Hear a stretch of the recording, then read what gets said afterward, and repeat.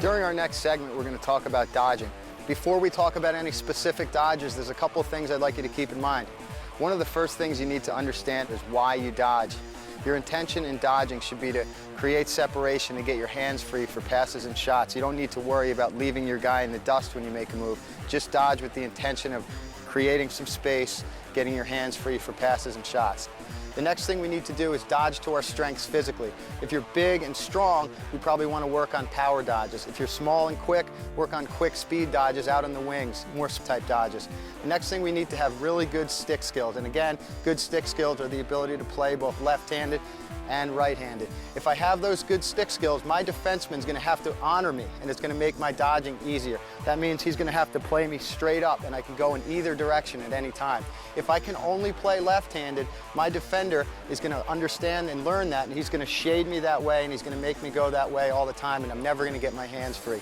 The next thing we need to do is have good stick protection. If we can't protect our stick, then before we even have a chance to dodge, there's a chance a defenseman's going to knock the ball away from us. And the final thing is that throughout all the dodges we teach, make sure your head is always up, looking to the middle of the field, always trying to find a teammate. This will help you if a team slides on you quickly, you can move the ball.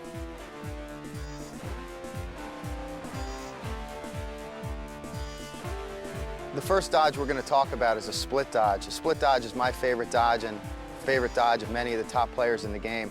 The reason why a lot of top players like this dodge is because it puts a defenseman in a very vulnerable position. It makes him really have to react to what you're doing.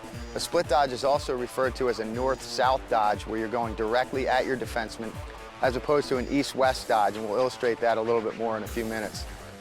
The reason a split dodge is much more difficult to cover is because it's considered a north-south dodge, where my shoulders are square to the goal and I'm going in a direct line at the goal, keeping the defenseman in between myself and the goal. You can see it's much more difficult for the defenseman to cover it. In east-west dodge, my shoulders are not square to the goal. I'm kind of going back and forth, and you can see that's a lot easier for a defenseman to cover. The first key to becoming a good split dodger is understanding that we need space to do the dodge correctly. We're not going to try to split dodge from 6 or 7 yards away from the goal. To be a good split dodger, the first thing you got to do is get space. You need to get all the way out to the wing, all the way out up top, or maybe start right on the end line. We need to have space to start a split dodge. There are two ways to create that space. The first way is pretty easy. You just want to carry the ball out to an open area on the field, again, out on the wing, all the way up top, or maybe at X. The second way is to just get out there before you catch a pass, move out in that open space, catch the pass. Once I catch the pass, I want to immediately square my shoulders to the goal, and this is where I'm going to start my split dodge. Once I have my shoulders square to the goal, I want to start thinking about where my hands are in the stick. The way I like to put my hands when I cradle at my defenseman is about 13 or 14 inches apart and choked up towards the head of my stick. This will give me a little extra control when I switch my hands over on the split. If my hands are all the way down at the bottom of the stick, it's a very awkward switch. Also, I hang my stick when I do that. So I want to make sure my hands are choked up. It'll make it a lot easier to switch over. The other thing to think about when you're setting up a split dodge is that if you're cradling into the dodge with your left hand, more than likely you're going to switch over for a righty pass or shot. Vice versa, if you're cradling into the dodge with your right hand, you're going to probably set up a dodge for a lefty pass or shot. I now have myself in the proper position out in the perimeter. I have my hands set up the right way in the stick. I now want to start attacking my defenseman. Like I said before, my shoulders are going to be directly squared at the goal, and I want to run in a direct line right at my defenseman, full speed. Once I get within about 2 stick lengths, that's where I want to start my dodge. If I get too close, as I bring my stick over on the split, he's going to check my stick. So I want to make sure I'm about 2 stick lengths away from my defenseman.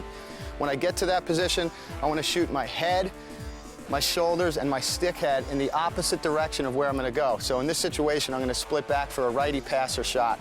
So I'm going to shoot my head, shoulders, and stick head to the left. Once I've done that, hopefully my defenseman goes for the fake a little bit, and I can split back. I want to make sure my hands are in close, I'm not hanging my stick out too far, and I'm going to split back. I then want to get my free hand up in a good protected position to absorb a check. Once I get to that position, I want to go full speed, explode out of the dodge. I also want to make sure my head is up, and I want to look to pass or shoot right away.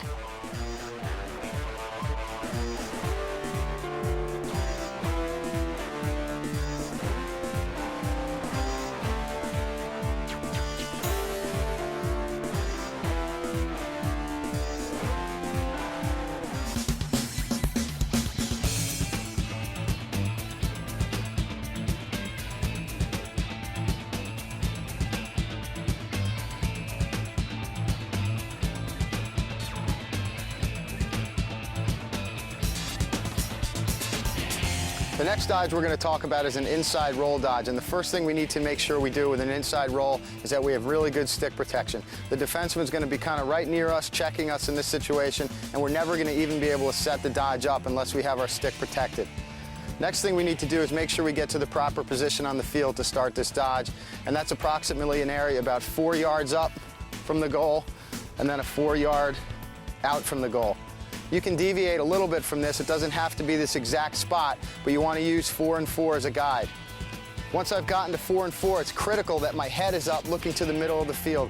I'm in an area in here where a defenseman might double or slide real quick on me, and I need to be able to step away and make a pass, so I have to have my head up.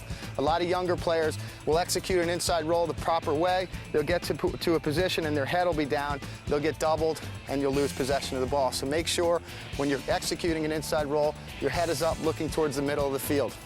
There are a couple different ways to execute this dodge. The first way would be a quick inside roll where I got to that spot and quickly rolled to the inside. The next way would be a power inside roll where I get to the spot, I stop, I plant, and once I feel some pressure from him, I'm going to roll to the inside.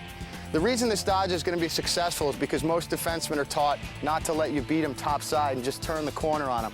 So when you're starting this dodge, you want to make him think that that's what you're going to do. It may help early in a game to try to just kind of turn the corner on your defenseman topside and beat him. That'll set up your inside roll for later on. Getting back to the spot where we're 4 and 4, I want to really protect my stick, as I said before. As I feel some pressure from the defenseman, I want to start rolling to the inside. As I roll to the inside, I want to take a good line at the front of the goal to increase my shooting angle and not fade back behind the goal. I'm not going to have a lot of good angle to shoot from. I also want to make sure that as I roll, I don't switch hands. That's a little bit of a different dodge. So as I roll to the inside, I keep my stick to the inside as opposed to rolling and keeping my stick to the outside. If I keep my stick to the outside, there's a good chance the defenseman's going to check it.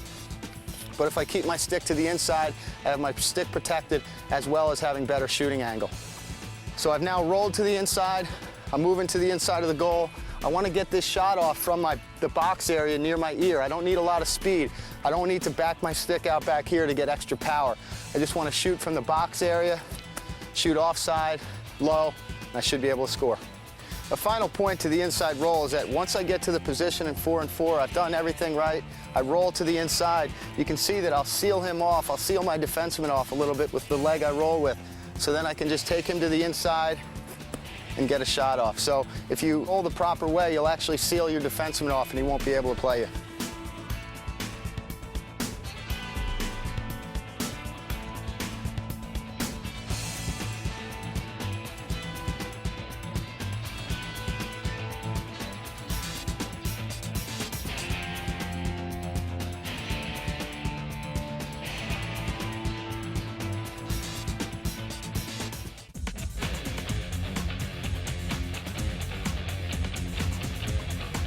The next dodge we're going to talk about is a rocker dodge, and this is an excellent dodge to use off an inside roll. The first thing we need to make sure we do is do the same thing we do for an inside roll, which is get to 4 and 4 on the field and make sure our stick is really well protected. Once I get to that position, I really want to make my defenseman think I'm in an inside roll, so I may want to set him up earlier in the game by executing a couple of inside rolls. Once I've executed a couple of inside rolls earlier in the game, he's going to think I'm going to probably do it again. Once I feel the pressure from my defenseman, I really want to rock my head and shoulders, and I can exaggerate it a little bit to try to sell that fake to the defenseman. Once I've done that, hopefully he bites on it and thinks I'm in an inside roll, and he moves to the inside. As soon as I feel that, he bites on it. I want to just roll to the inside and get a good quick shot off.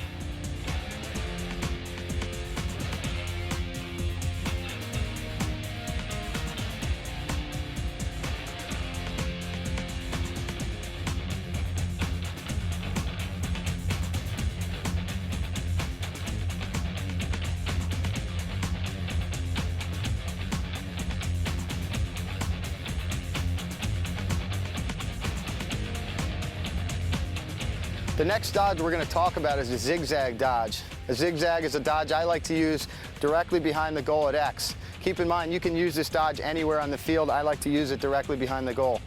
The way we're going to set this dodge up, as we do with most dodges, is with good stick protection. The other thing I got to make sure I do in this dodge is just keep my head up looking to the middle of the field in case one of the other team's defensemen slides. I need to be able to make a pass. So to start this dodge, I'm then going to move in towards my defenseman. As I get close to him, he's going to probably throw a couple of checks.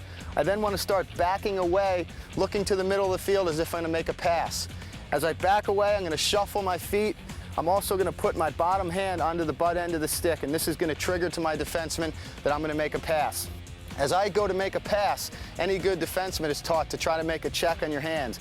As I see him commit towards me to make that check, I'm going to take my bottom hand off, get good stick protection again, and run right through him towards the goal.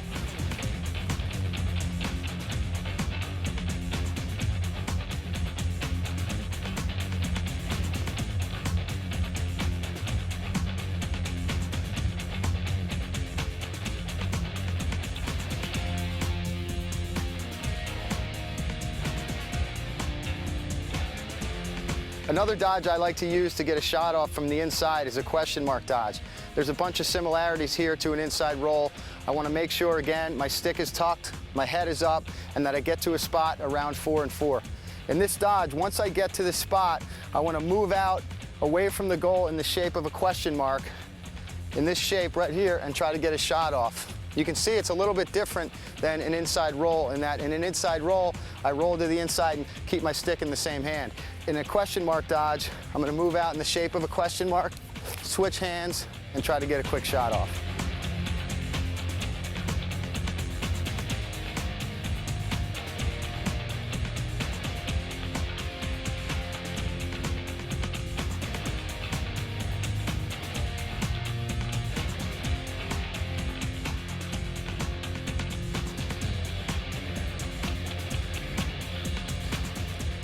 So far in the dodges we've covered, we focused on situations where we have the ball on our stick and we're dictating where we're going to go to get a pass or shot off. In the next couple of dodges, we're going to talk about receiving a pass and working off our defender's weakness or mistake to get a shot or pass.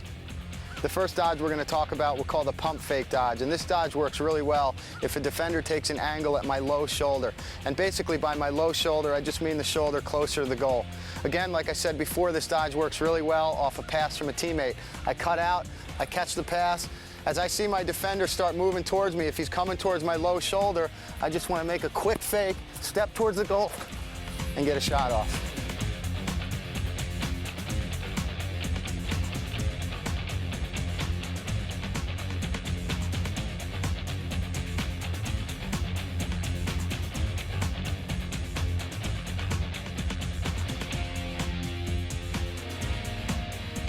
The face dodge is another dodge you can use off a pass based on the position of your defender. And in this dodge, as I start moving to an area, I catch a pass from my teammate. As I catch the pass, I want to look towards the goal, and I want to notice where my defenseman is coming at me and coming to play me. If he's at my high shoulder, and again, my high shoulder is the shoulder furthest away from the goal, I just want to act like I'm going to shoot it. As he comes towards me, I just want to pull my stick back across and get a quick shot off.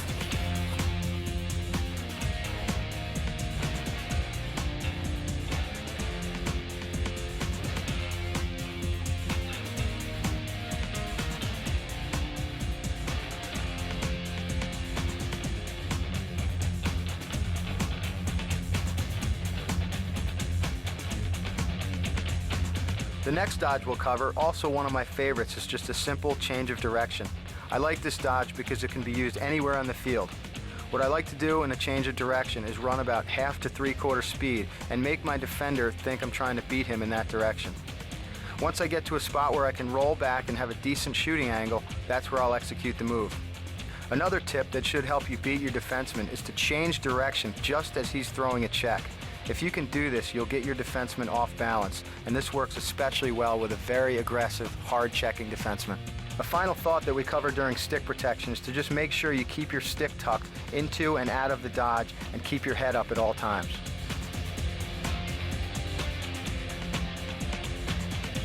The goal of this video is to serve as a guide to make you a better offensive player. Go out and practice and learn to be creative. The rest is up to you.